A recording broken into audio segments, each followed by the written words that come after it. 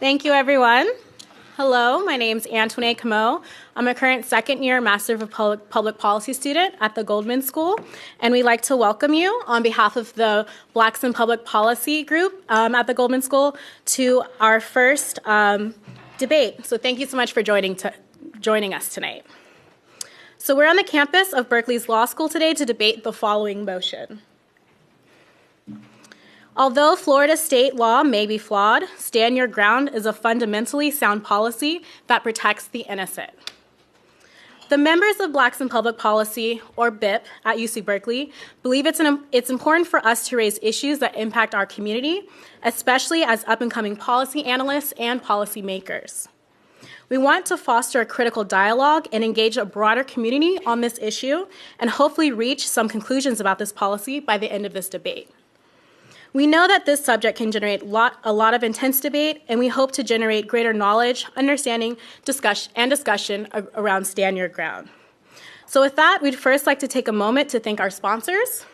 First, we'd like to thank Fred McCall and everyone at the Student Opportunity Funds Committee from the Lead Center here on campus, the Goldman School of Public Policy, especially Martha Chavez, for all of your support, the ASU Academic Affairs Office and the Intellectual Community Fund, and finally, the National Forum for Black Public Administrators. So thank you for your commitment to this event and the larger learning here at UC Berkeley. So first, I'll introduce you to the debate format tonight, as well as our debaters. So we would first like to share with you our hashtag for the evening, SYGDebate. We'll ask you at specific times throughout the debate to share your comments and questions through Twitter tonight, so please keep that in mind. But we would ask you to keep all your electronic devices silent throughout the evening and away while the debaters are speaking. So the debate format that we'll have tonight will consist of 3 rounds, and you, the audience, will choose the ultimate winner. We'll ask you to vote twice on the motion, once before you've heard the arguments and once after you've heard the arguments. In the first round of this debate, the debaters will give their opening statements. In the second round, debaters will have the opportunity to pose questions to one another directly. And in the final round, the debaters will give their closing statements. And at that point, we will ask you to vote again. The final portion of the evening will consist of Q&A with our speakers utilizing questions from the audience collected through the Twitter hash card or by cards that we'll give instructions to later. Once we have completed our panelist question and answer section, we will announce the winners from the voting, and the team whose numbers have moved up by the highest percentage will be declared our winner. So now on to our panelists for the evening. We have 4 superbly qualified debaters who will be arguing for and against our motion tonight. So our first debater arguing for the motion is Andrew Branca, author of The Law and Self-Defense, and an attorney and an expert in U.S. self-defense law who has been cited by the Wall Street Journal, the Chicago Tribune, NPR, and numerous government agencies. He lectures throughout the country on self-defense. He is also a masterclass competitive shooter and a certified firearms instructor. Thank you for joining us, Mr. Branca.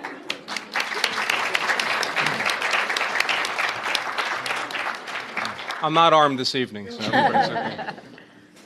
Your teammate arguing for the motion is Berkeley law professor and former trial and appellate attorney Andrea Roth.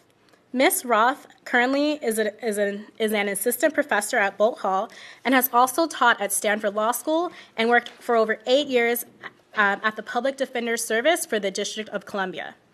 In Washington, D.C., she was a founding member of a forensic practice group that studied and litigated for forensic DNA typing and has lectured nationally on forensic science-related issues. Her research focuses on the use of forensic science in criminal trials and the continuing viability of the lay jury. Ms. Ross, we are thrilled to have you join us.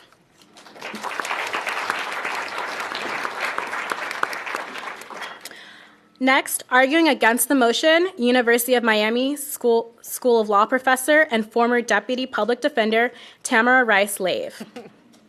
Ms. Lave is an associate professor and also serves as a criminal law consultant at the Legal Education, ADR, and Practical Problem Solving, LEAPS project. After graduating from Stanford Law School, Professor Laib was a deputy public defender for 10 years in San Diego, where she handled a variety of cases, including torture, child molestation, rape, murder, and possession of a spiny lobster out of season. Ms. Laib received a PhD in jurisprudence and social policy and interdisciplinary law program here at UC Berkeley School of Law. While here, she was also a fellow at the Cater Center for Morality, Law, and Public Affairs. We're happy to have you back home in Berkeley, Ms. Tamara Rice-Laib.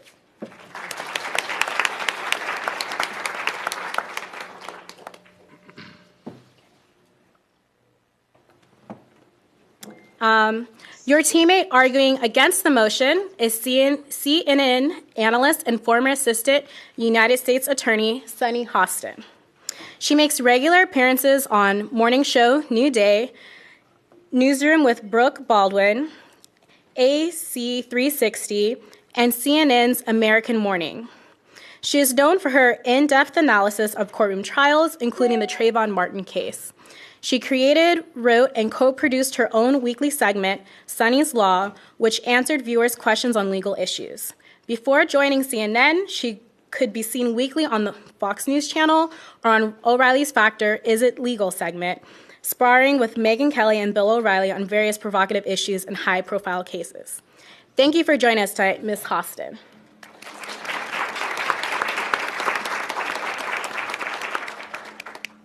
Thanks for having me. Thank you, Sunny.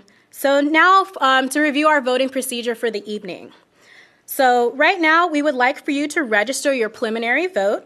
So you may vote in one of three ways: for the motion, against the motion, or undecided.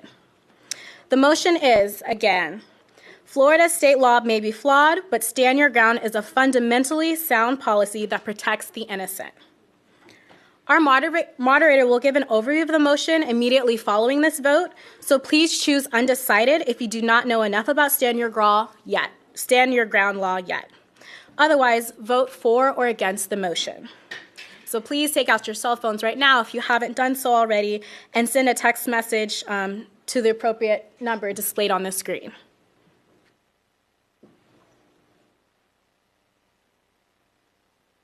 Everybody's vote registered?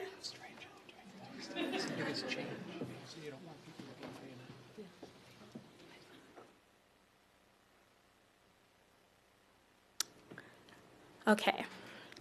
So now I'd like to introduce to you all Nicholas Alexander, my co-chair for Blacks in Public Policy at UC Berkeley, who will serve as our moderator for the evening. Please welcome Nick.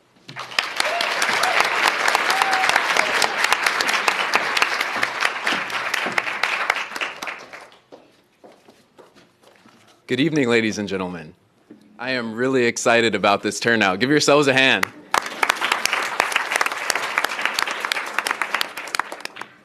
I'm also excited for our debaters. As Antoinette said, thank you, Antoinette.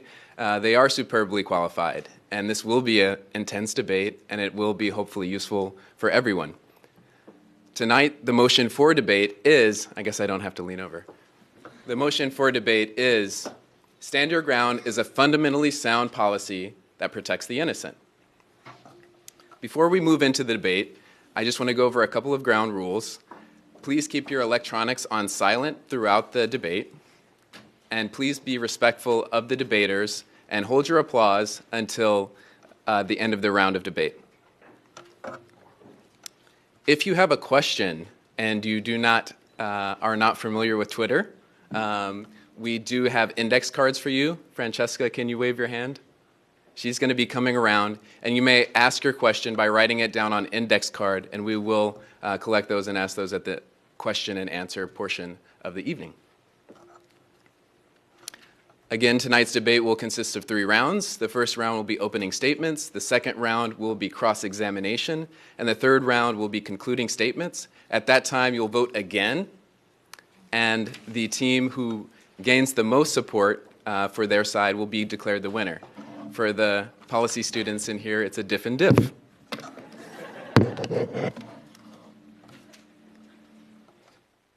So on to the matter at hand.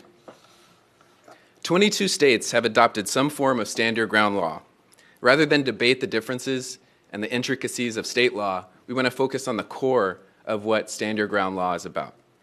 And that is, if attacked in a public place, a person has, quote, no duty to retreat, end quote, and has the right to stand his or her ground and meet force with force, including deadly force, if he or she reasonably believes that it is necessary to do so to prevent death or great bodily harm. Now we're going to hear from Senator Dick Durbin from Illinois. He's not actually with us. Oops.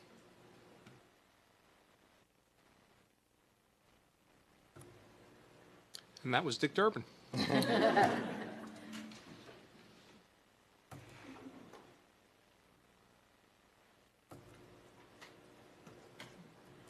There we go.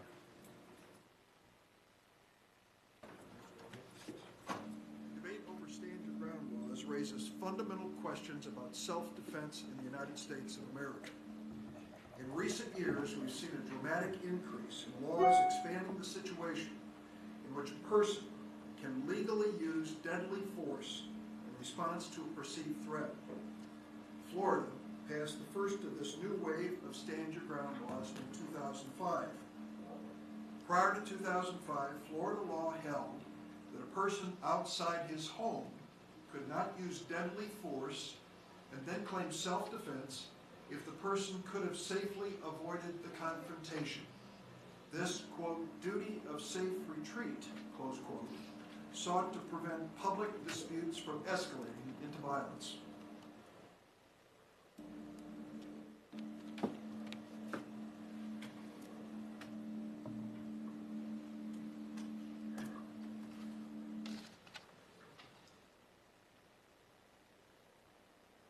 All right. Sunny, can you still hear us? I didn't hear what said, but I'm going to wing it. Okay. We'll come back to you. So we'd like to begin.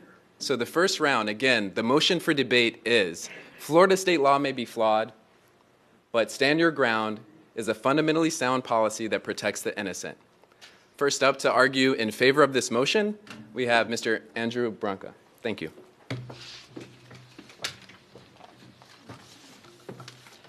Before I start on the timer, I just want to say normally I spend 4.5 hours covering this material. They gave me 6 minutes. So if I talk quickly, you'll understand why.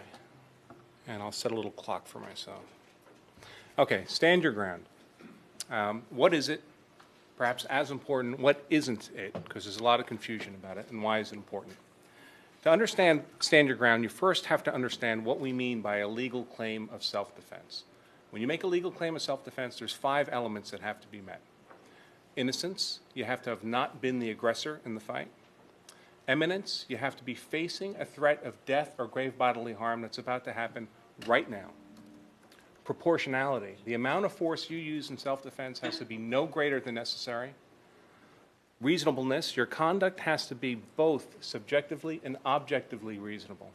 And the 5th element, avoidance, if you have a safe path of retreat, you have a legal duty to take advantage of that before you use deadly force in self-defense.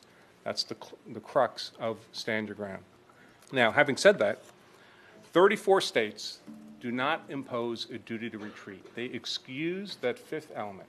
It's 34 states. 16 states do impose that duty to retreat. So the 34 are essentially stand your ground states. There's no duty to retreat.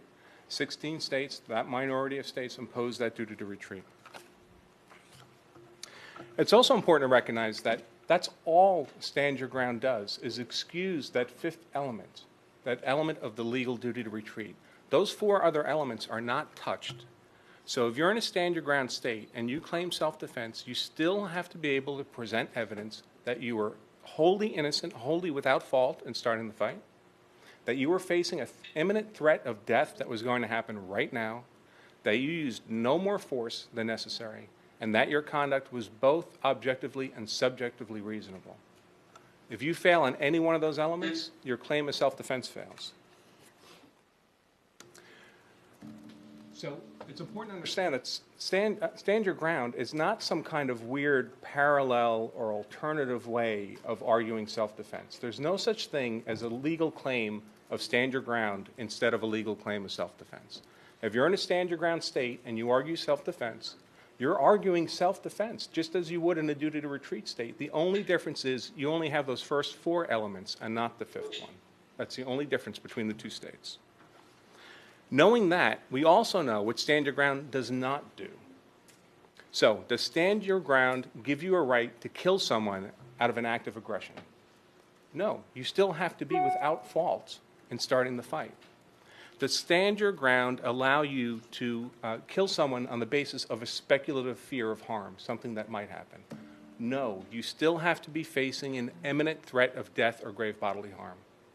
Does stand your ground allow you to kill someone if they're only threatening you with non-deadly force?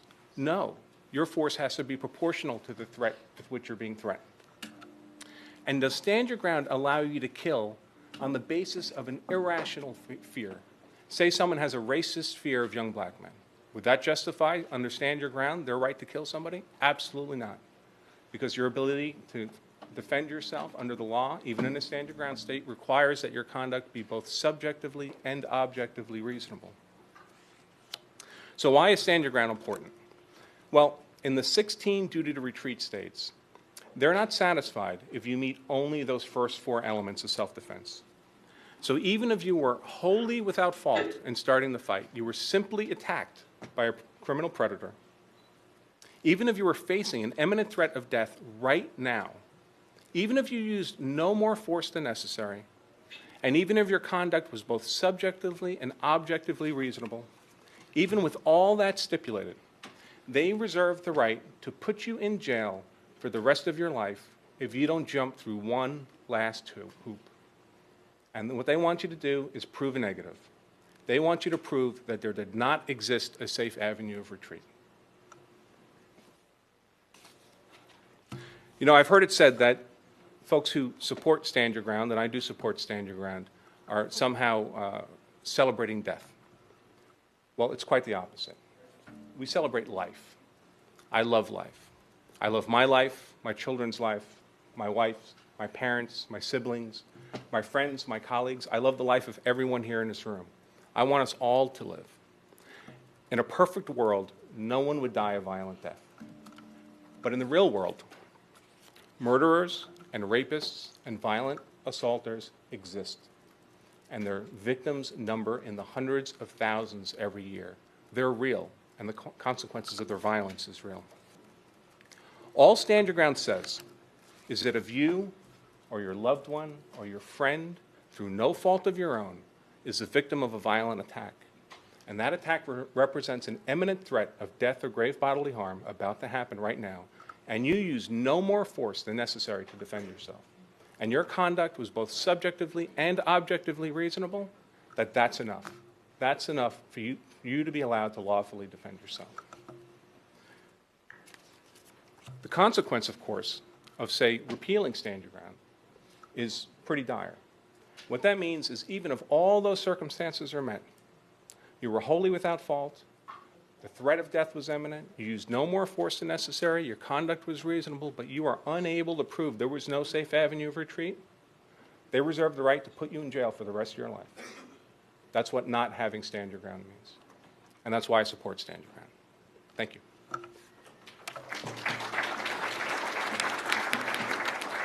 I had 1 second left. That's pretty good. Thank you, Mr. Branca. Next, arguing against the motion, Stand Your Ground is a fundamentally sound policy that protects the innocent. Ms. Lave. My name is Tamara Lave. It's a pleasure to be here, and my partner Sunny Hostin and I will be arguing against the motion. Stand Your Ground allows a person, call him the defender, to use deadly force against someone he reasonably believes to be an assailant or to stop a forcible felony, as long as the defender was in a place he had the right to be. Before Stand Your Ground, the defendant had a duty to retreat if he could do so safely, unless attacked in his home.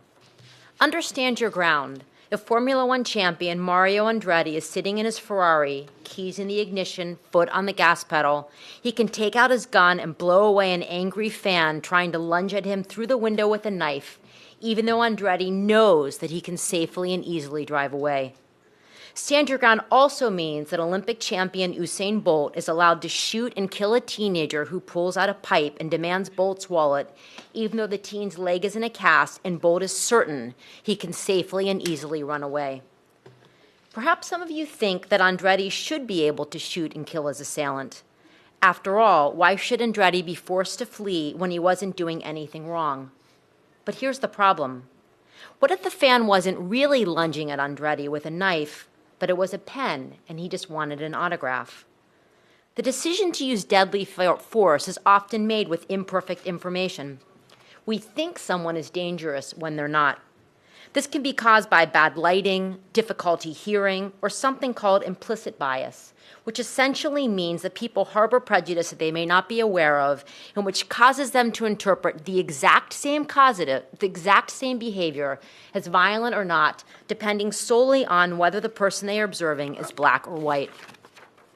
In one study, subjects were asked to watch a video of two men having an increasingly intense conversation, culminating in one pushing the other. Without knowing the men were actors, subjects were asked to evaluate the interaction. Researchers repeated the experiment, only varying the actor's race.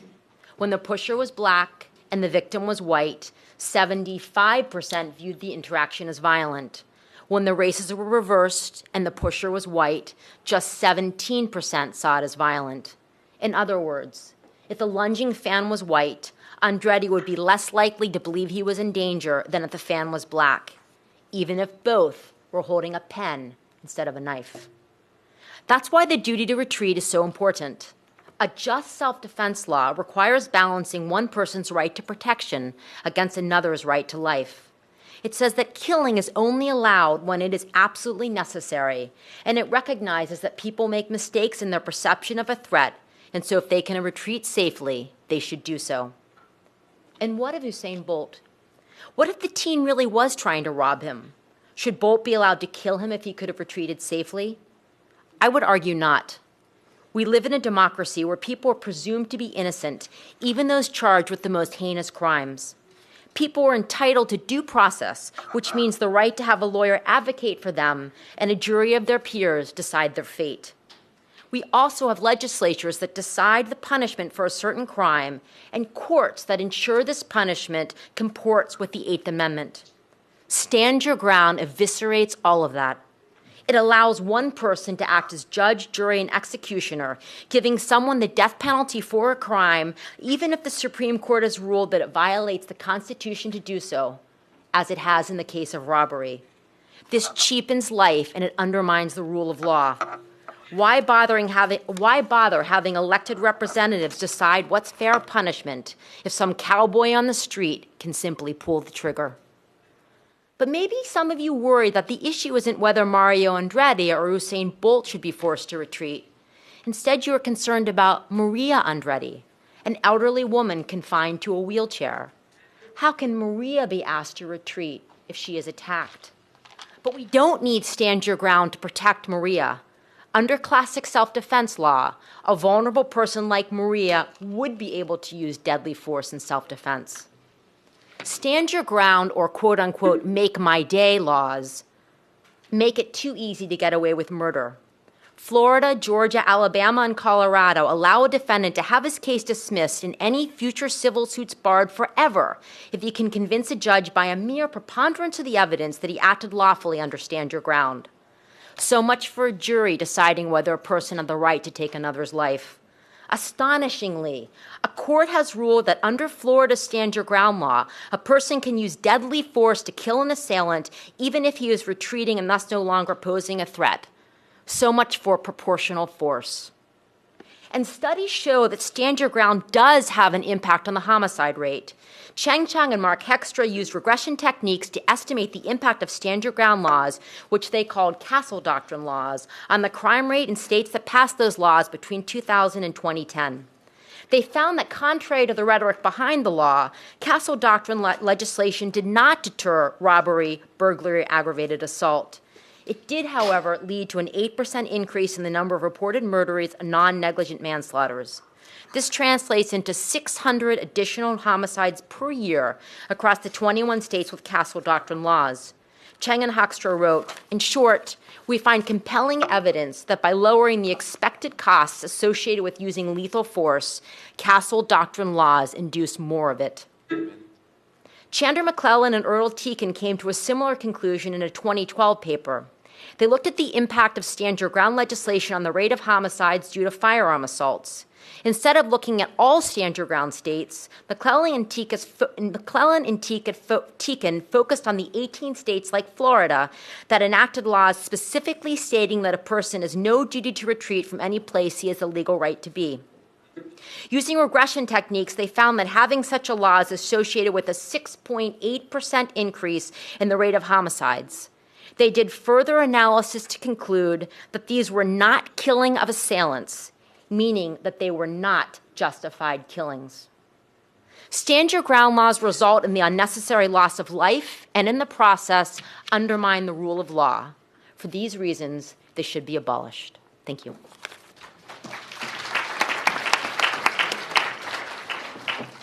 Thank you, Ms. Lave. Next, arguing in favor of the motion is Ms. Roth. Before I begin, I also want to thank the Blacks in Public Policy Group for organizing the debate. I'm very heartened and excited that we can take on a charged topic in such an engaging and constructive fashion. So thank you. Thank you for taking this journey with us. I'm here to make three modest but heartfelt claims that in part embraced much of what both Andrew and Tamara have said, believe it or not. The first is that the duty to retreat outside one's home comes in the form, in real life, comes in the form of jury instructions. And those jury instructions reflect a doctrine that's inherently incoherent, confusing, and biased in favor of the socially privileged. Second, I'm going to argue that the empirical evidence relied on by those who seek to impose such an instruction in all homicide cases does not support the claim that such an instruction would promote racial equity or help victims like Trayvon Martin. And third, that in the absence of highly compelling empirical evidence, we should not be striving to achieve racial justice by making criminal laws more and not less punitive. So back to the first point. To be clear, what Eric Holder's call for imposing a duty to retreat in all 50 states means is that in every homicide case in the United States, jurors will be instructed along the lines that they should find the defendant guilty so long as he could have avoided killing his attacker, and I'm using the Massachusetts language now, by running away or summoning for help or holding his attacker at bay. And the juries who will be given that instruction are disproportionately socially privileged and white. Why? Because of disenfranchisement laws, striking jurors for cause, because if they've been arrested by the police or the victim of the crime, we sanitize our juries in this way, and allowing parties to peremptorily strike minorities so long as they have an ostensibly race-neutral reason for doing so. If you are a young black man in Alameda County accused of homicide, your jury will be whitewashed. And in turn, young black men are disproportionately accused, often falsely accused, of homicide. Between 1980 and 2008, African Americans constituted over 50% of homicide defendants. In 2006 alone, 67% of homicide defendants were young black men under the age of 24. 10% of homicide defendants were white. And as a former public defender whose clients were 70% young black men, many of whom were innocent, I do not trust these whitewashed juries to decide whether my client could have retreated in safety, successfully summoned for help, or held the attacker at bay. I don't trust them to understand the likelihood of getting a quick response to a police call in a poor neighborhood, or the ability to get away from a rival gang member with a gun, or the feeling that battered women in poor neighborhoods have of being stalked by their attackers even outside of their home. Moreover, the duty to retreat, like the imminence requirement, is really just a proxy for necessity.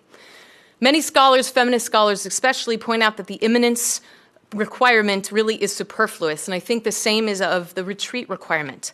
Now, Andrew Bronk and I may disagree on this, but we come to the exact same point. If the threat isn't imminent, or you have a clear escape route, then if I were a juror, I would think that the use of deadly force is not reasonably necessary. So what's the harm, you ask, in having, in my mind, that makes the duty to retreat instruction incoherent when viewed as a whole with the rest of the self-defense instructions. So what's the big deal? Who cares? What's the harm in having such an incoherent instruction? Because jurors misinterpret it.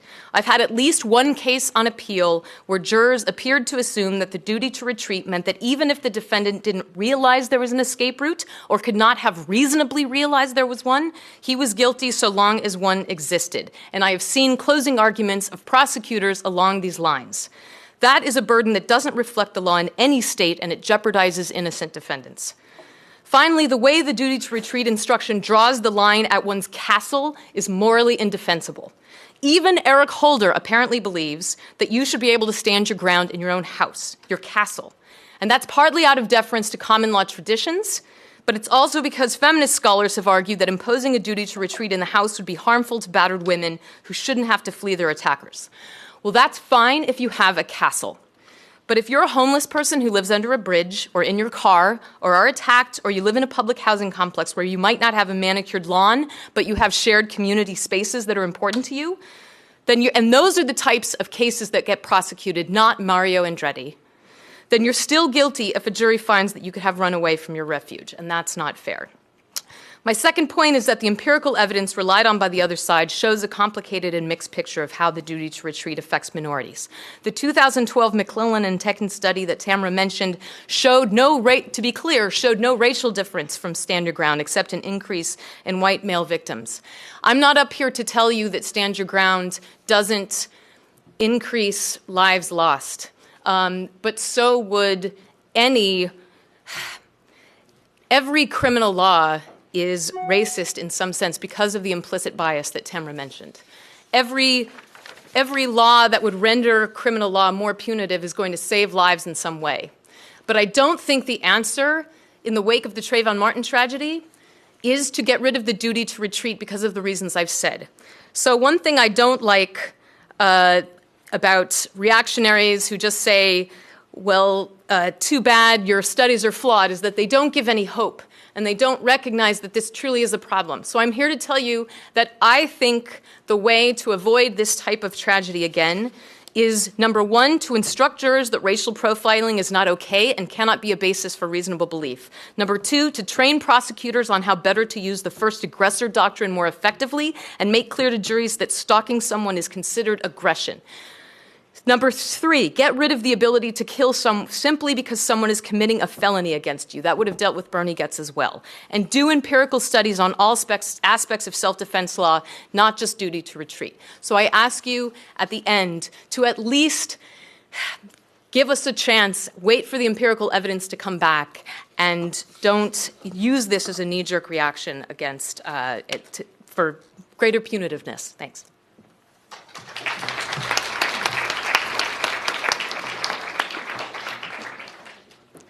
Thank you, Ms. Roth.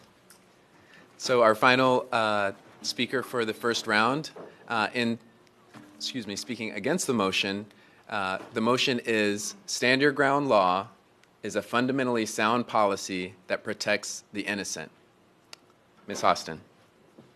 And thank you so much for.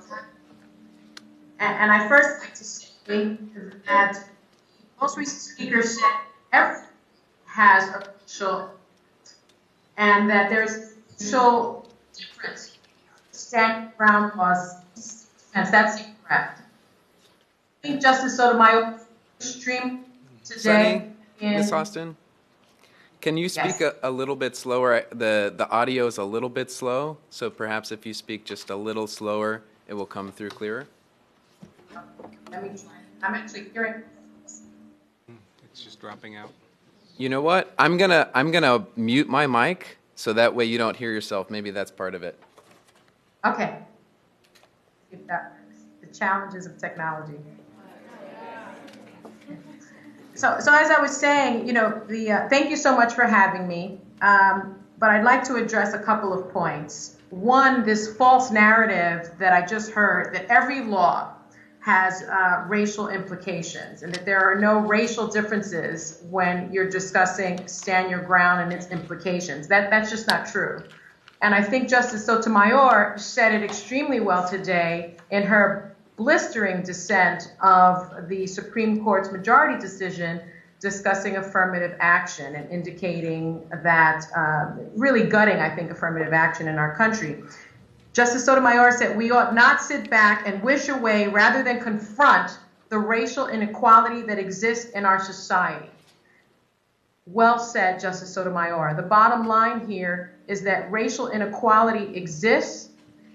We are remiss not to address it, and we are remiss not to address the data from states with stand your ground laws raise the crucial questions about how notions of self-defense are evolving, and in fact, under those laws, race-based fears are more likely to influence actors and influence juries.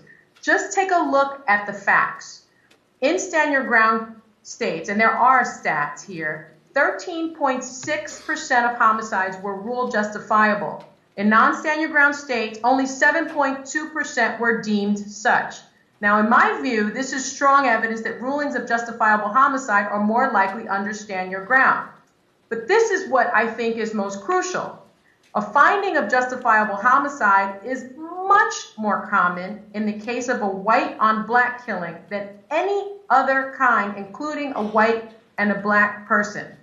So the suggestion that the data is unclear is intellectually dishonest. The data is very clear.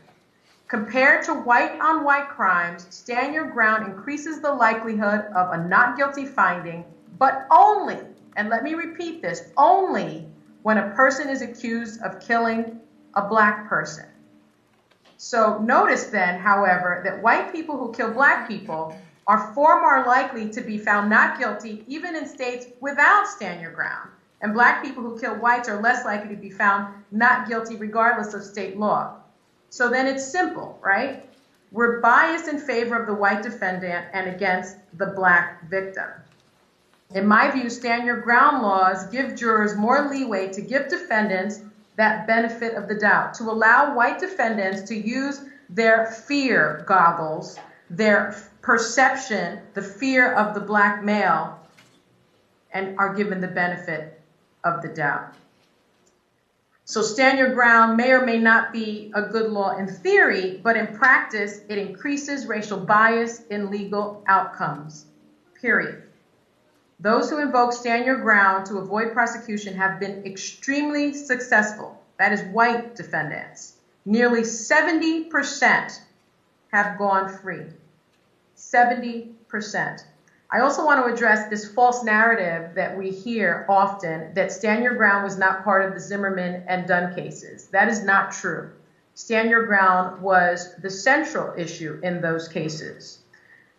Closing arguments in both cases address stand your ground. More importantly, I think the judge's instructions address stand your ground. Let me read to you what the George Zimmerman instructions said. The judge instructed the jury, if George Zimmerman was not engaged in an unlawful activity and was attacked in any place where he had a right to be, he had no duty to retreat and had the right to stand his ground and meet force with force, including deadly force, if he reasonably believed that it was necessary to do so to prevent death or great bodily harm to himself.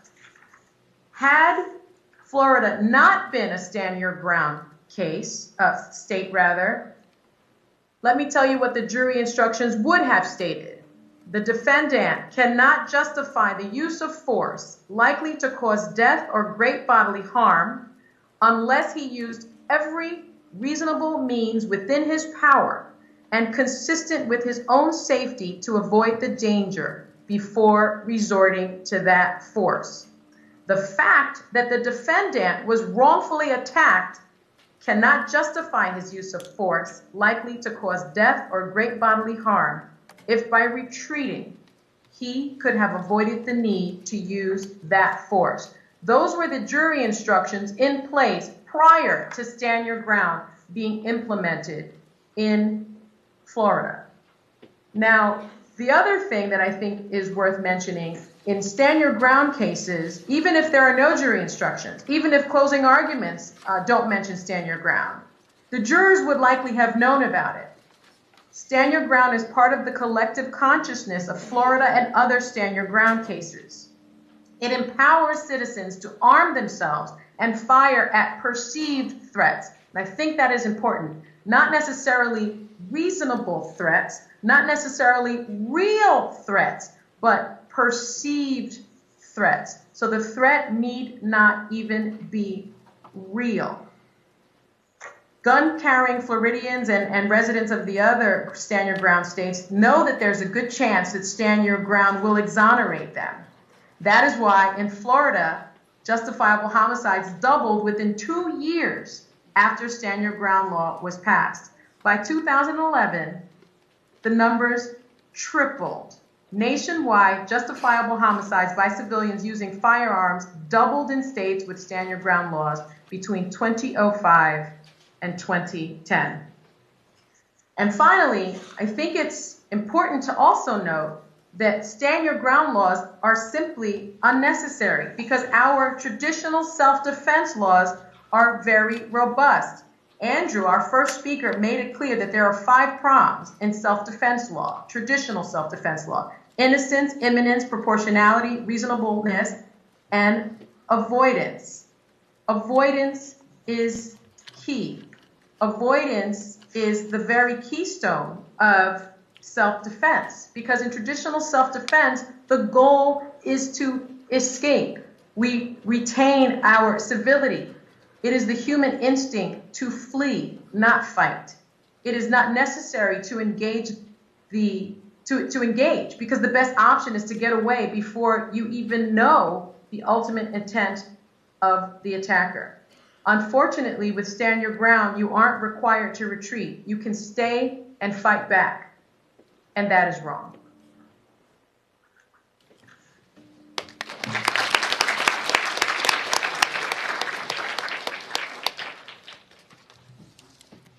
Thank you, Ms. Hostin. And that concludes round 1 of the debate. I think you probably all have some thoughts about that. Tweet them to SYG Debate. If you have questions, tweet them to SYG Debate. Hashtag SYG Debate. We also have index cards. Francesca, can you wave your hand? Where are you? There she is.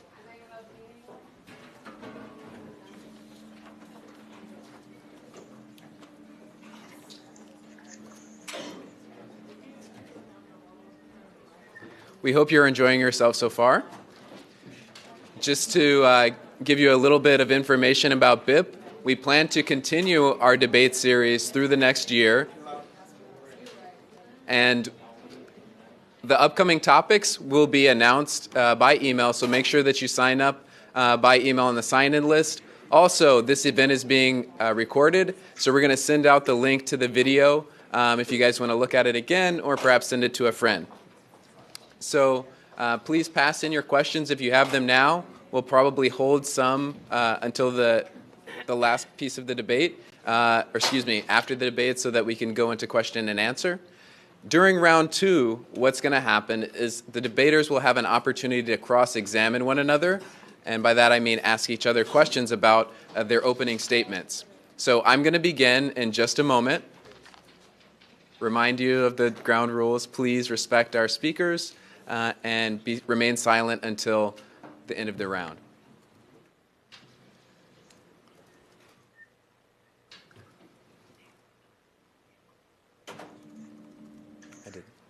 Okay, so we'll go ahead and get started with round 2. I have a question for the team arguing in favor of the debate. Both Ms. Lave and Ms. Hostin presented some statistics that seem to imply that with stand your ground as the law in certain states, there's increasing violence and increasing homicides.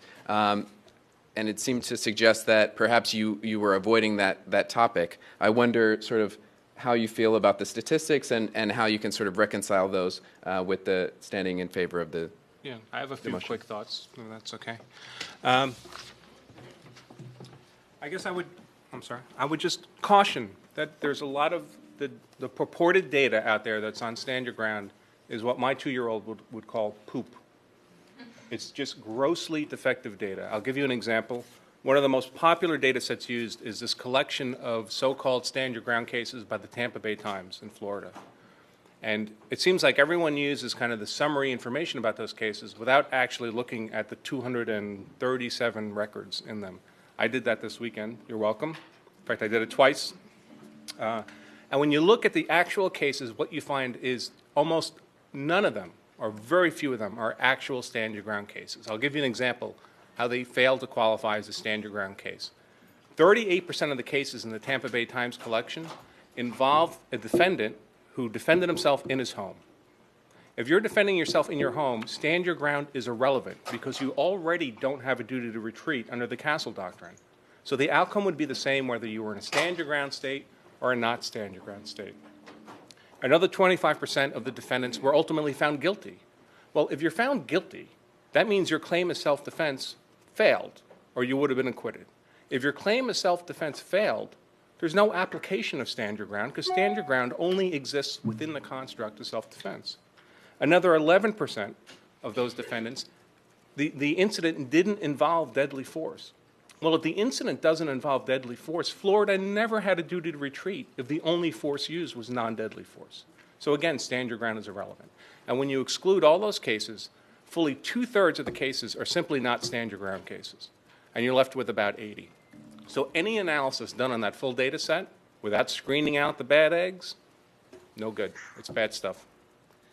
If I could just add, the Tampa Bay Times study that Ms. Hostin mentioned also, the black victims in the study, even with the 200 or so cases they looked at, were 13% more likely to be armed than the white victims who were killed, and also 30% more likely to have been committing a crime, allegedly at the time, and also had more cases with a witness around.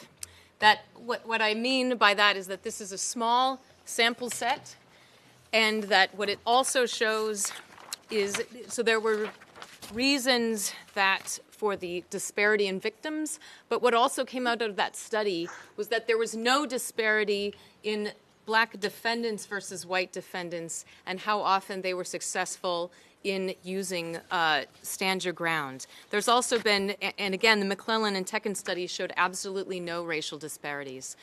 I'm not saying that we don't need more studies, but these studies are fundamentally flawed. They truly are. And we need a study of a state like California that has had stand your ground since the turn of this century to figure out what the true effect on black victims, white victims, black defendants, and white defendants are before we make this punitive turn without knowing more. Just as an aside, many people I talk to don't even know California is a stand your ground state. How many people here knew that already? Could you raise your hands? So a very small percentage of the audience. In fact, not only is California a stand your ground state, it's arguably the most aggressive stand your ground state in the country. Because not only can you stand your ground and meet force with force, if necessary for your safety, you can pursue your attacker. And there's not another state in the country that allows you to do that. Thank you, Mr. Branca. I'd like to allow Ms. Lave to have the microphone, and if you would like to ask some questions to the team in support of the motion. Yes. First of all, Mr. Branca, unfortunately, we don't have time to get into a close textual reading of stand your ground laws, but suffice it to say that I completely disagree with your characterization of the difference between stand your ground laws and classic self-defense. But before that question, I just want to say you mentioned in response to the first, the Tampa Bay Times study and how you had taken the time to read the different cases and insinuated that no one else had. Of course, I also read them. And I just want to point out two of them to the audience, which again seem to go against the way that you characterize stand your ground. One of them discussed a case where a man stole a car battery. The car owner saw the person take the battery, left his house, chased him down the street. The man with the battery turned around, swung the batteries at the car owner. The car owner stabbed him to death, took the batteries, sold them on eBay, leaving the person to die, never called the police. The only reason why he was caught for the crime was because it was caught on a surveillance video, and this person was found to have acted lawfully under Stand Your Ground. And another case I would point out, which involved a man who had had some stuff taken from a storage shed in his yard. He put an alarm on the storage shed. It was not his house, it was a storage shed. The alarm went off. He told his wife to call 911. He then took his gun, saw a person leaving the storage shed, shot and killed the person in the back. Again, was found to have acted lawfully under Stand Your Ground. But let me ask you this, Mr. Branca.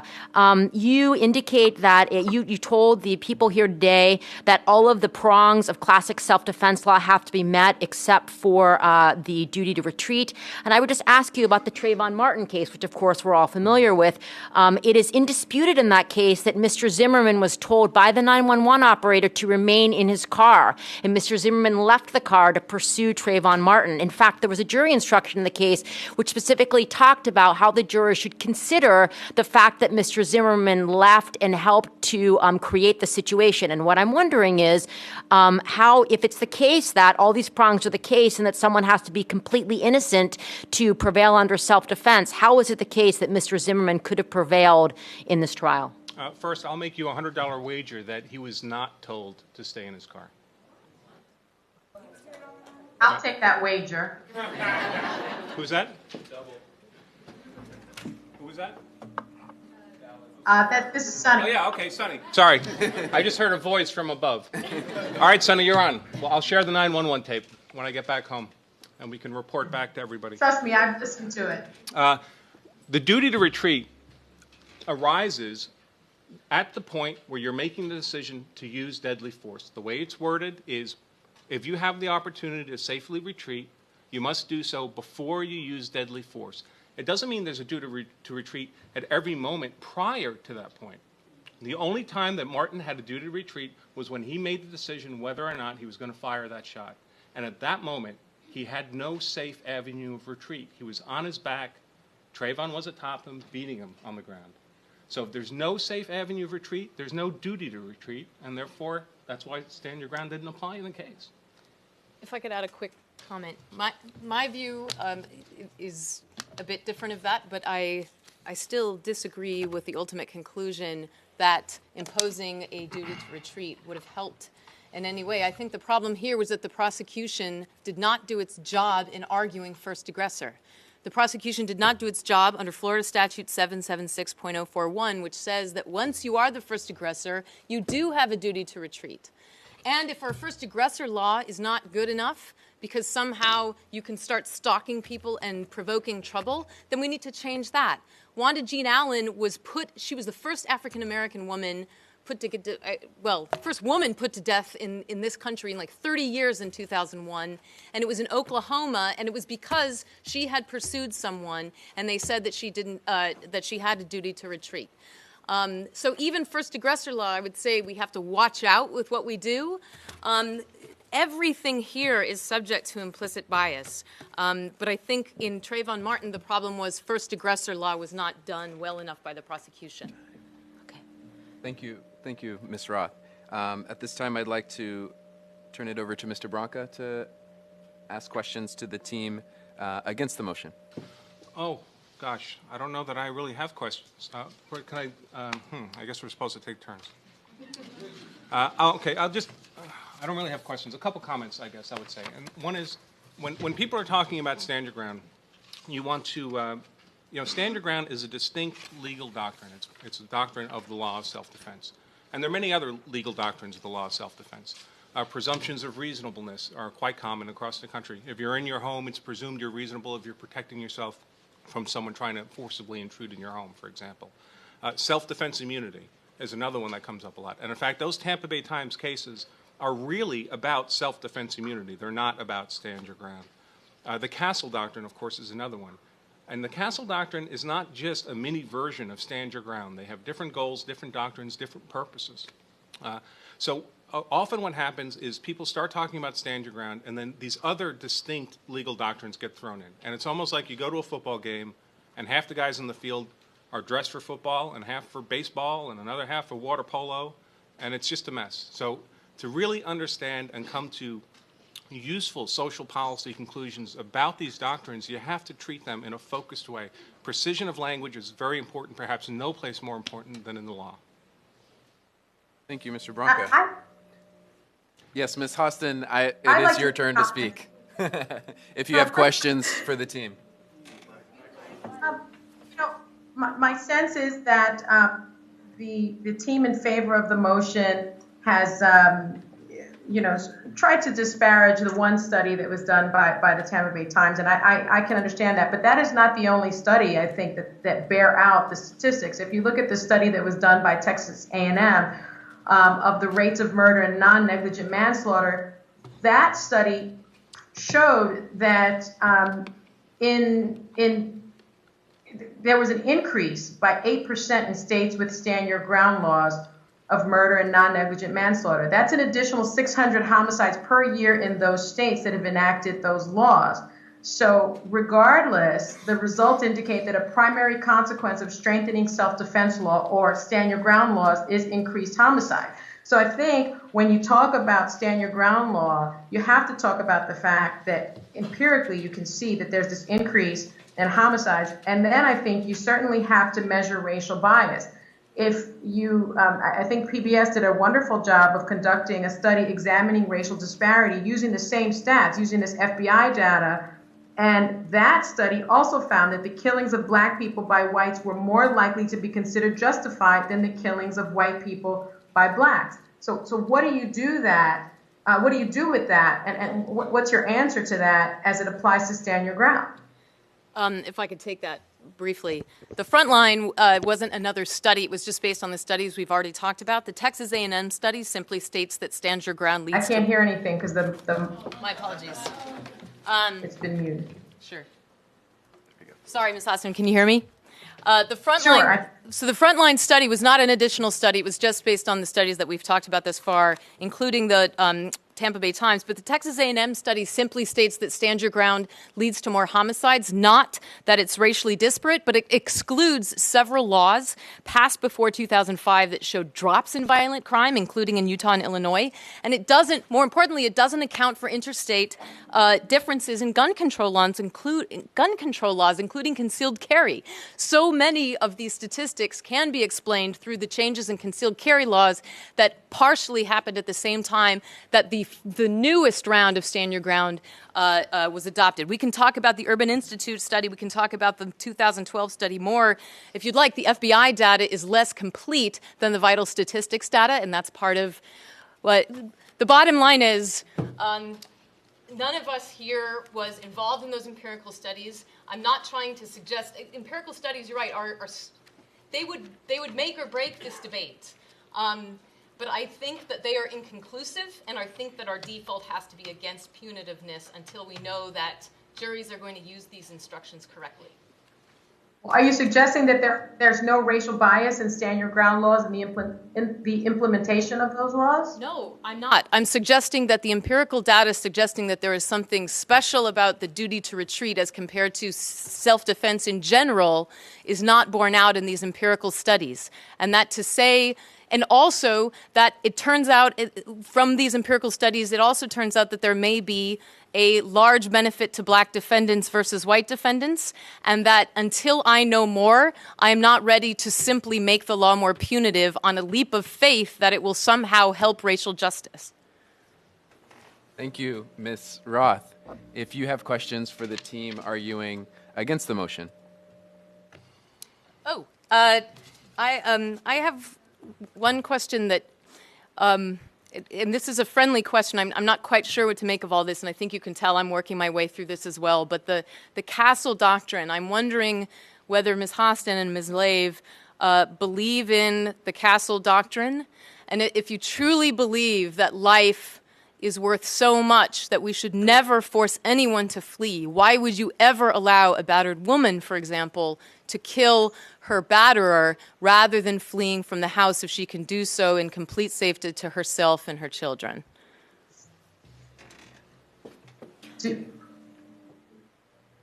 Why would you might not be in favor of the Castle Doctrine. You may be in favor of repealing it, and that's, I understand that. I want to begin to answer that. I think that part of the problems with stand your ground laws and with self-defense laws is what I talked about in the beginning, the fact that we make mistakes, the fact that we think we're in danger when we're not. And the difference about being in your home versus elsewhere is if you're in your home and you walk into you're asleep in your bed and some man you don't know is standing above you, you know what? He's probably not there for a good reason, right? If you are standing in your kitchen making dinner with your kid and somebody breaks your door and comes inside, you know what? He's probably not there to have some of your spaghetti. So I think that in your home, what you perceive, if you perceive it's dangerous, you're more likely to be correct about that. I think that's one of the reasons why you shouldn't have the duty to retreat. I fear the mistakes people make, and when we put in the implicit bias part of it, the fact that you're more likely to believe that a young black man, a Trayvon Martin, is dangerous simply because of the color of your skin, I want to make sure that when someone has the opportunity to retreat safely, they do so. Yeah, and I agree with that. I mean, I'm certainly a supporter of the Castle Doctrine. And as I said, I think that our self-defense laws are very robust, our traditional self-defense laws. Certainly if you are in your home, you have the right to defend yourself and your children and your family members from intruders. And that is where the Castle Doctrine comes from. I think the equation and the analysis is much different when you're talking about being outside at a movie theater, which is why we saw that movie theater shooting where a man was upset that another man was texting and suddenly felt in danger of death or great bodily injury because he got some popcorn tossed on him.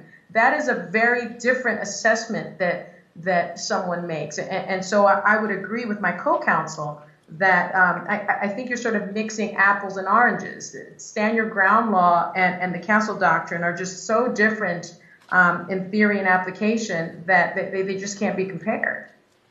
So a homeless person under a bridge who is attacked, a homeless person under a bridge who is attacked in the closest thing that she has to a refuge should have no right remotely commensurate to someone who has a house with 4 walls. So let me respond to that. That is not what I'm saying, and I'm sure Sonny's not saying that either. I mean, I think that the idea is that I don't think that castle has to be a house with 4 walls or it has to be a mansion, right? I think it can be your cardboard box. Well, I'm just telling you, we're not, I mean, you're asking me what I think about the law. I mean, there's no reason why the Castle Doctrine needs to be interpreted in a way that says if you live in a McMansion, you're protected. If you live in a cardboard box, you're not. The idea is if you are in your home, if you live in your car, for instance, that's where you're living, you're asleep in your car, that seems to me different, right? So I think that that's what things are turning on. If you're in your home,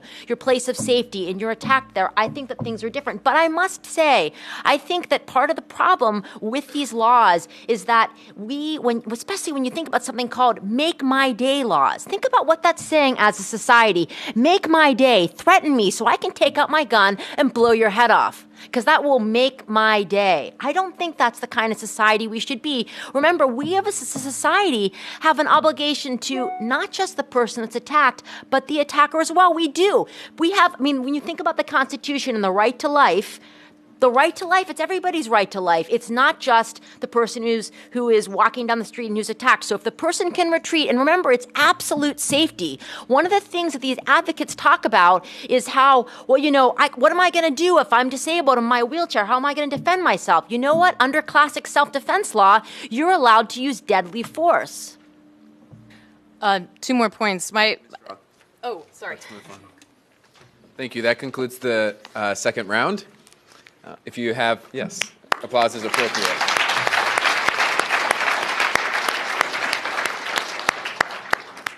Absolutely, even better than you thought, right? If you have questions, please give them to Francesca. Please tweet to the hashtag #SYGDebate. Kate has informed me that we have some great tweets, mostly comments.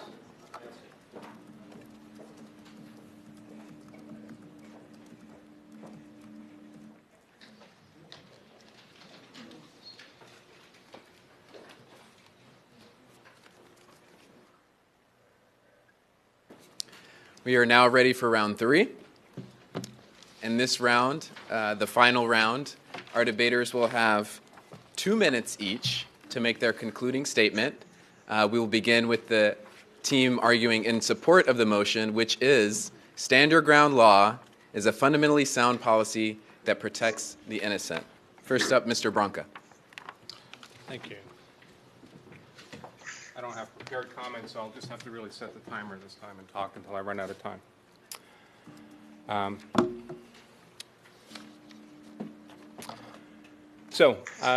As I mentioned at the start, 34 states don't impose a duty to retreat. So when we talk about classical self-defense doctrine, we have to keep in mind for roughly 70% of the nation's population, there is no duty to retreat. Stand your ground is the status of the law. For roughly half of those states, 17 of those states, they've always been stand your ground. Stand your ground is not new to them. California's been a stand your ground state since 1880. It's always been that way. We're really talking about just a minority of states that impose the duty to retreat. In terms of whether there's racial disparity with stand your ground, I honestly have no idea, and I would welcome rigorously run studies to determine whether or not that's the case. I think it's a very interesting question. But the research I've seen to date sucks. It's bad. And you can't make policy decisions off bad research. So to the extent that people want to argue for improved studies, better studies, well-run, rigorous studies, I'm 100% for it. I think it's a great question that needs to be answered. Thank you.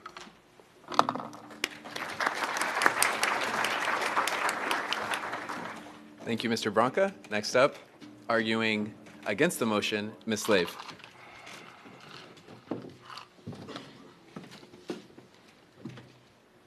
In February, a Florida jury deadlocked on whether Michael Dunn acted lawfully when he fatally shot an unarmed black teenager blasting loud music from his SUV. By shooting, I mean he shot the teenager three times from his car, got no response, stepped out of the car, and shot 3 more times. And a jury could not decide whether or not he'd acted lawfully. Less than a year before, George Zimmerman was acquitted of murdering another black teen, carrying a soda and a bag of Skittles. No one has disagreed here today that implicit bias plays a role in people's decisions. No one has disagreed with the fact that people can view conduct as dangerous based solely on the skin of the person who is doing it. I ask you, if you did not know the color of your skin, if you did not know if you were black or white, would you want to have stand your ground laws?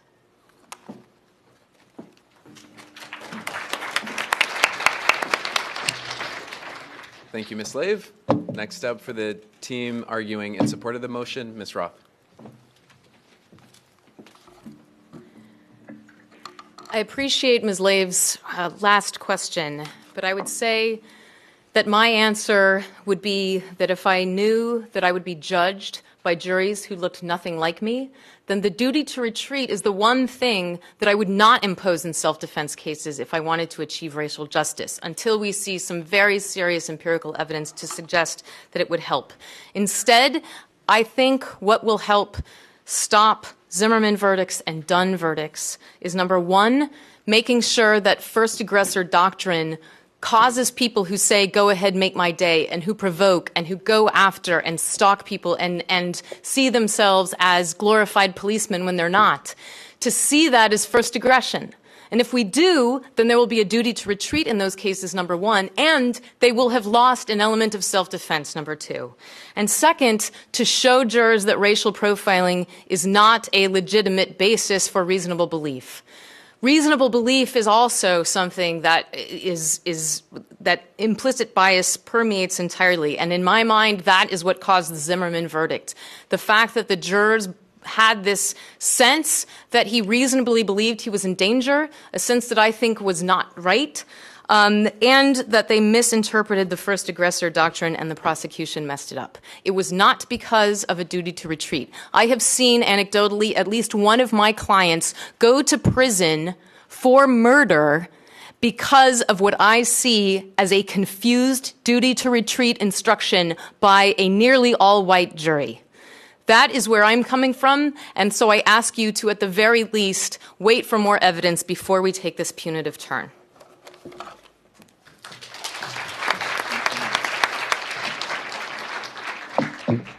Ms. Roth. Ms. Hostin, next.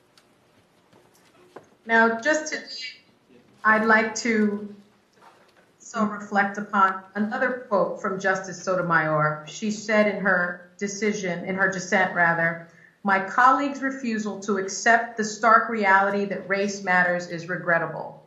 And I certainly feel like that tonight. My colleagues, my co-counsel, their refusal to accept the stark reality that race matters is regrettable. We can't blame faulty studies or hide behind alleged faulty studies in trying to make the claim that race doesn't matter when it comes to stand your ground. We only need to look at the George Zimmerman case and the Michael Dunn case to see that it exists.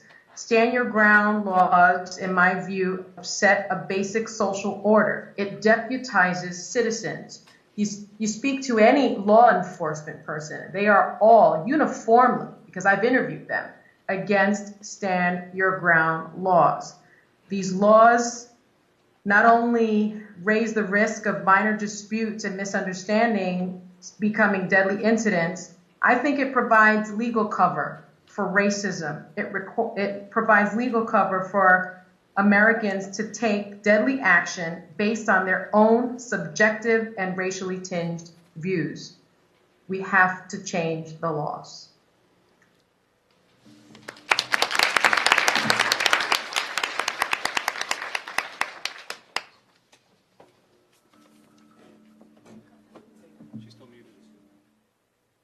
Thank you. And that concludes our debate.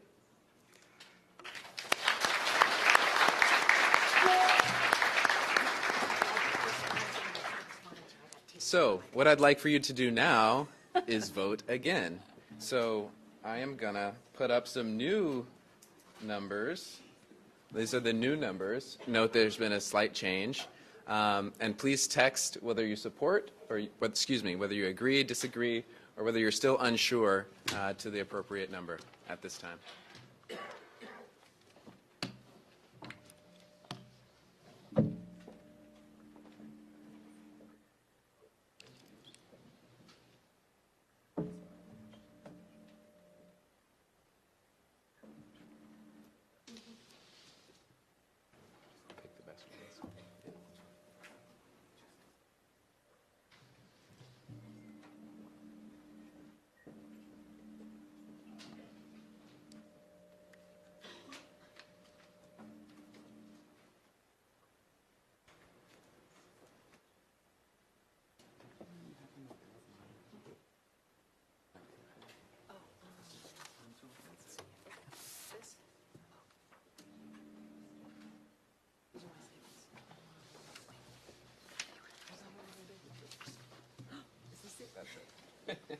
Thank you.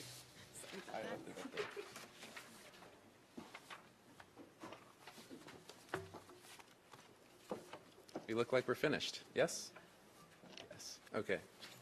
So first of all, I want to thank this panel of debaters for being so energetic, honest, and intelligent. Please help me thank them.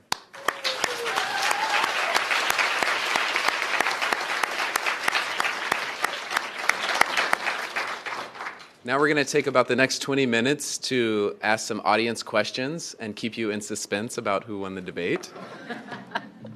So, first,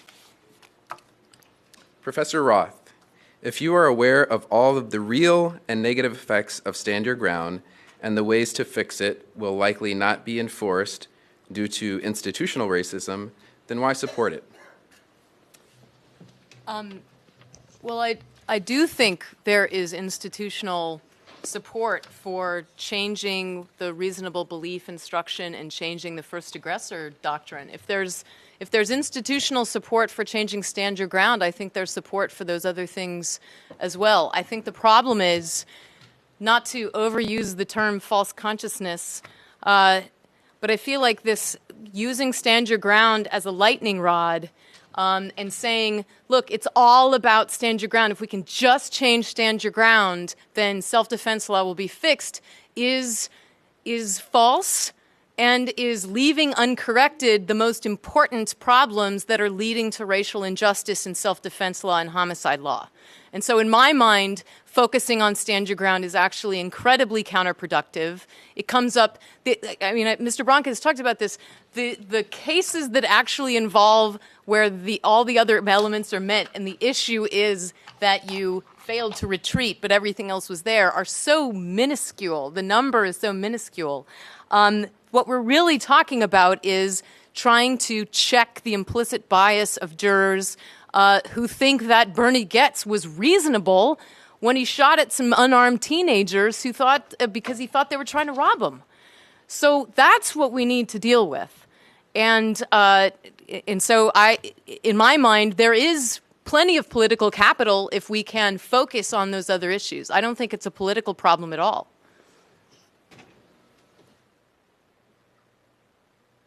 A Twitter question.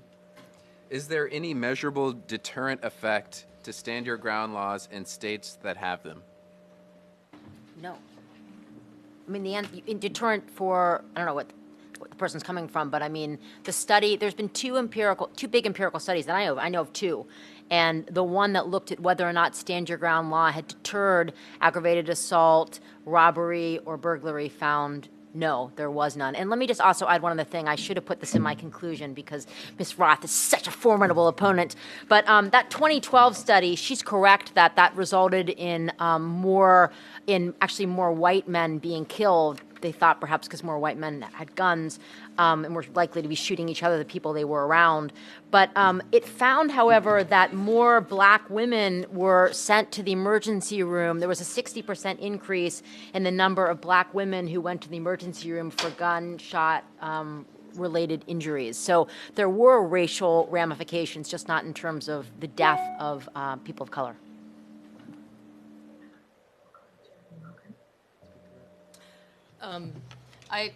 I need to know more about the. I know that ER visits in general went up, but before I speak to Ms. Leiv's point about black female victims in particular, I have to look back at this study. So I don't have a particular thing to say on that. You can just say I'm right. Yeah, I have to look back at the study. Is that 2012 study you're talking about? Is that Cheng and Hoekstra? No. Oh, okay, I'm sorry. Yeah. Oh, that one, yeah. Well, I mean, that one's, look, there's 34 stand your ground states, 34 states that don't impose a duty to retreat. They looked at 18. So how good is that data going to be? They're missing almost half the states that apply this doctrine of self-defense law. And the concealed carry law confounding variable is in there too. But again, I can't speak more to that study. From an index card. I doubt a person being attacked takes the technicality of state law into account when deciding how to react. If they're the kind of person who innately fights back, you will probably, no matter what, So the results of the interaction will be the same. Don't you think this law protects defendants who may be in the same gray area on whether they could have escaped? So I have two responses to that. The first one is, when Stand Your Ground was passed, the NRA is very, very good at galvanizing their members to vote. So they sent letters, they sent all kinds of messages to people. So people were well informed. George Zimmerman, for instance, we know from testimony during the hearing that in his classes in criminal study or criminal law or whatever he was doing, he knew about Stand Your Ground. There was a case from Florida of this shooter who was on the phone with a 911 operator talking about a burglary at the unoccupied house next door. The 911 operator told him repeatedly not to shoot, to put down his gun, and he said, I know my rights, I know the law that passed, and he mentioned the state, the month. So he knew about the Castle Doctrine, the Enhanced Castle Doctrine, the Stand Your Ground law in Texas, and he said, I know what I'm allowed to do, and then he said, you're going to die and shot and killed those two people. So I think that the people, that the NRA, the people that are members of the NRA are very aware of these laws, and I think it does, in fact, affect their behavior, number one. And number two, we have imperfect self-defense laws. And what that means is that If somebody uses deadly force and they were wrong, like there's a requirement that their fear be reasonable, but if it was unreasonable, many states give them a reduction from murder to something that's less because they say you honestly and reasonably believed, or you honestly believed you were in danger, but your fear wasn't reasonable. So that's one of the ways you can protect people when, if you want to be sympathetic to a defendant who gets scared. But I just want to, I guess, emphasize the first thing, which is these are not just, many of these people are not just your kind of regular average people that are in a bad situation. These are people who know their rights under the Second Amendment, are firm proponents of the rights under the Second Amendment, and are eager to make my day.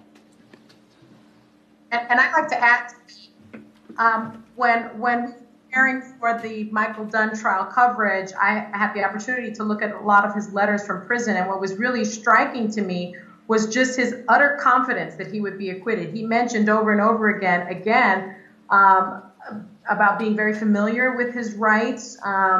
He mentioned self-defense. He mentioned stand your ground, and CNN also has a lot of material that we've compiled from criminologists, and they say that when people with guns are taught that they have a right to stand and fight if they feel threatened rather than retreat, the threshold for using the gun apparently goes down. So I think it's really important to note that most people that are gun owners are very knowledgeable about self-defense and stand your ground laws in particular.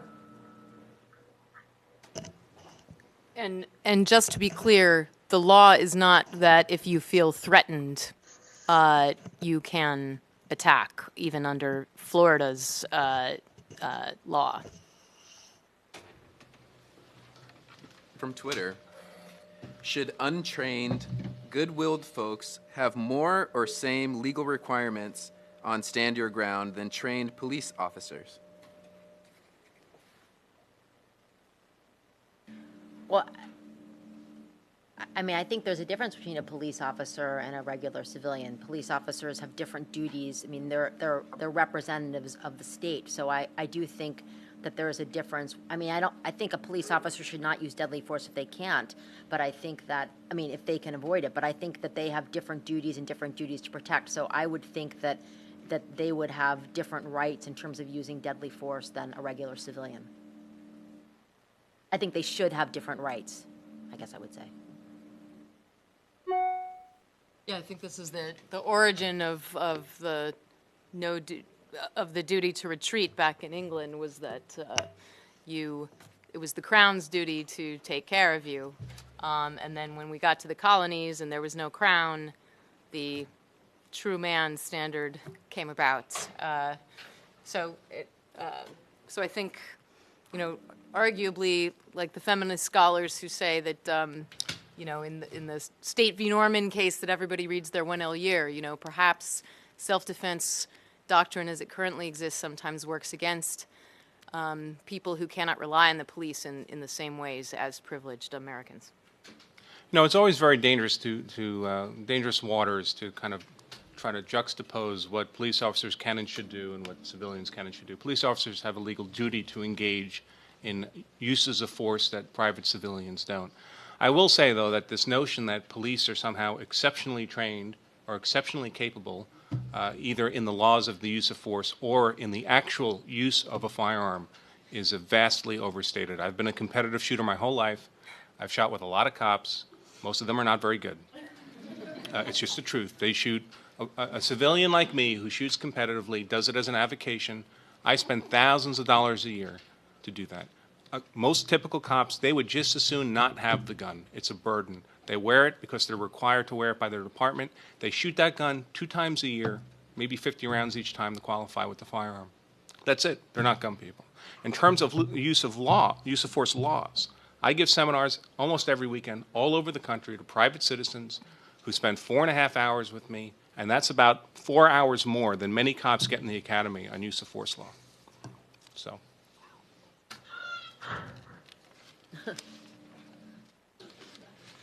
Why shouldn't we simply strengthen our first aggressor law instead of repealing stand your ground?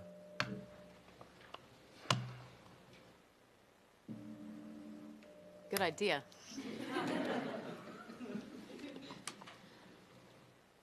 So I just want to respond. I mean, Andrea is, she's a former public defender, and I think that she makes a very persuasive case when she talks about her clients and the innocent client who was sent away because jurors didn't pay attention to jury instructions. But if juries don't pay attention to jury instructions that tell them when the duty to retreat exists, why are juries going to pay attention to jury instructions that get rid of the duty to retreat? The problem is that some jurors just don't listen. And so, I mean, I think that if a prosecutor is making an improper argument about the law, you object to it, which we're allowed to do. And, you try to do what you can. If you know this bias exists, to choose a good jury, which you can't always do the best job during voir dire, and to make sure that you maybe craft jury instructions to instruct them as much as possible, which I'm absolutely sure that Andrea did. But it seems to me like that I mean, if we believe in the value of life, and maybe we don't, but if we do, and I would hope that we do, if we have a situation where one person can retreat safely, I mean, remember, that's all that it's saying. It's not saying that you have to retreat if you can get hurt or you could get shot or you should take one in the leg to get away. No, if you can be hurt, you don't have a duty to retreat. It's saying if you can retreat, you only have a duty to retreat if you can do it in absolute safety. What is wrong with that? It seems to me like that is a good thing. I just cannot see why that is a bad thing. In my mind, there's nothing necessarily bad with it in theory, but it turns into a jury instruction. And the difference between that and other jury instructions, just juries not following their instructions, which you're right, they don't, is that it's inherently incoherent. And this is still something I'm struggling through, and I really would love your help on this, but I can't get around the fact that if you truly had an escape route, then it was not reasonably necessary for you to use the force. You could think of it as it wasn't an imminent threat. You could think of it as it wasn't proportional because you didn't need to use deadly force to repel the attack. If I were a juror, the duty to retreat would be completely superfluous, and I would literally not know what to do with that instruction. So in my mind, what happened to my client was not that the jury didn't follow the instruction, it's that they tried to reconcile two inherently unreconcilable instructions, and they came up with gobbledygook and they convicted, because that's what juries do when they come up with gobbledygook, they convict. Just one small comment, nothing substantive, but I'm not sure if everyone understands the dynamic between stand your ground and if you're a first aggressor. So even in a stand your ground state, even like a stand your ground state like Florida, for example, it says you can stand your ground. You can lose that privilege if you're deemed to have been the aggressor in the conflict. Once you're the aggressor in the conflict, you cannot justify your use of force as self-defense unless you withdraw from the conflict and communicate your intent to withdraw from the conflict to the other party. Then if they continue the fight, it's legally a second fight that they're the aggressor of in the second fight. So that's how that dynamic works. This question is addressed to Ms. Hostin. Most of the coverage on CNN of your legal analysis of the Martin and Dunn cases focused on your response, emotional as a mother, rather than your legal analysis. Does the media and other societal institutions, quote, dumb down and avoid complexities of issues like stand your ground? If so, how does the greater public drill down on issues like this? Well, I think that, when I'm analyzing a case, I try to be very authentic. I certainly analyze the law because that is part of my job. But I also try to reach the average person, because I think that's necessary, and connect with them through my experience as a mother, as a wife, as a citizen. And so I try to combine the two. And oftentimes when I'm analyzing cases, I say, if I take my lawyer hat off and I put my mommy hat on, this is how I feel. And I will say that, especially in the Dunn case and the Zimmerman case, they were sort of life-changing cases for me because I am raising a young black boy. And I thought I would have been remiss not to be clear about that. But you also have to understand that when I'm covering these cases and Jeffrey Toobin is covering these cases, we literally have 2 minutes and 30 seconds to distill these types of legal concepts. We've all been talking here for about 2 hours. And so you can imagine the challenge of trying to speak to the average viewer, which usually, the target is about a 12-year-old, about these complex legal issues. And so I think that is why you perhaps see the glossing over of a lot of in the weeds kind of inside baseball analysis, because we just don't have the time to do it on air. Oftentimes what I do is I supplement my analysis on CNN.com because I have a lot more time then in writing to be able to discuss these issues, and I do things like this. So I think unfortunately, even on CNN, when we have 24 hours of coverage, typically the legal stories get between 2 and 6 minutes to talk about these kinds of issues. From Twitter, is, quote, duty to retreat, end quote, something that is expected to be an instant reflex to those who are in imminent danger?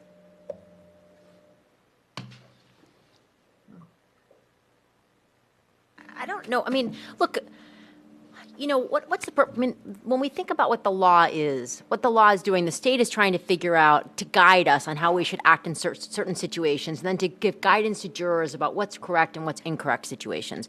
And so I think that what the state does is the legislators try to figure out, you know, how do we protect how do we reconcile the right to life of the person that's the attacker or the perceived attacker with the right to defend himself of the person that's being attacked? And so when we think about that, what do we do? Now, is it I mean, what is the instinct that goes on? Remember, part of what I talked about with imperfect self-defense is it allows a mitigation for people when they make the incorrect decisions. But just remember, again, the duty to retreat in its sort of most full-blown version is you only have the duty to retreat if you can do it in absolute safety. And so if absolute safety means that if you're sitting there, you're probably going to be aware of the fact that you can retreat in absolute safety. Can I add to that? I think what's so interesting is that there have been all these questions about sort of, you know, behavioral responses to threats, and big picture, you know, that's why we have laws, so that people aren't just left to sort of their behavior, but you sort of place on society what is acceptable.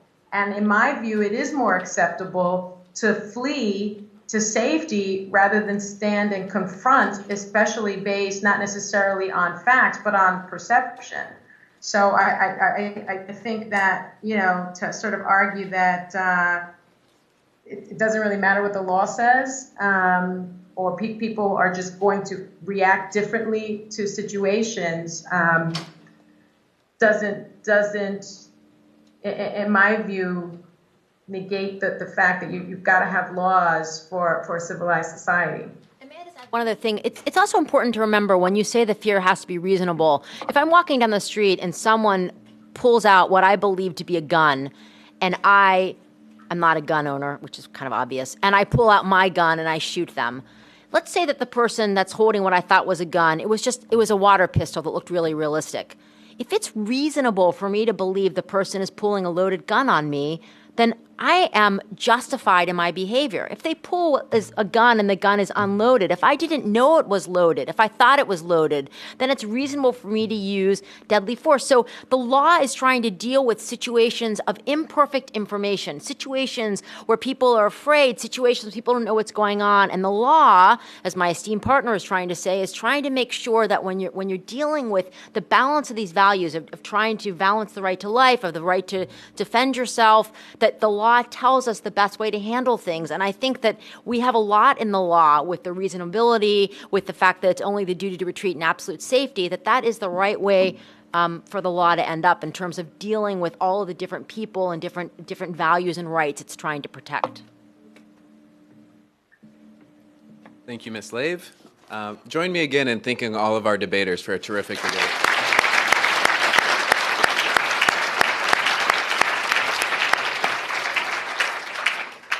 I'd like to thank the audience as well for coming out tonight. This was great.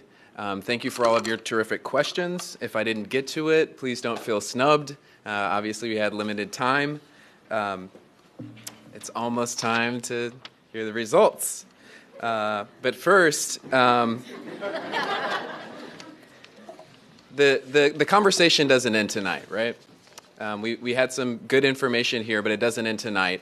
And so what I'd like to draw your attention to is the legislative process. So June 3rd, in a couple of weeks, right, we have statewide primaries. And so if you're not registered to vote, there are people in the audience who would like to help you do so tonight. And we'd also like you to get involved with the folks who are working on these issues. And so please sign up on the sign-in list if you haven't. We're going to share some more resources with you. And lastly, before we share the results, I'd like for all of the BIP members to stand, please, and be recognized for your contributions.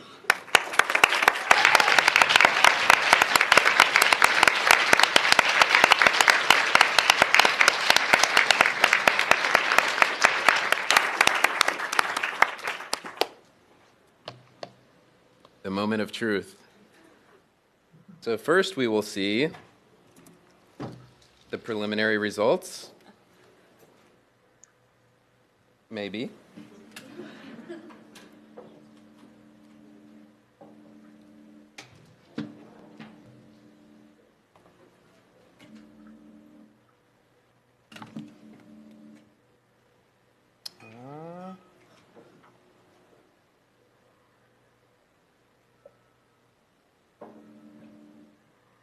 You want to help me out, Sonny? I actually have the results. Okay. Sonny has a spoiler alert. Let's try this again.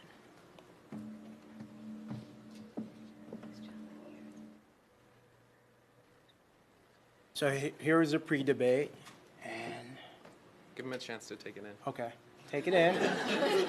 So supporting the motion, 18 people. These are not percentages. These are votes.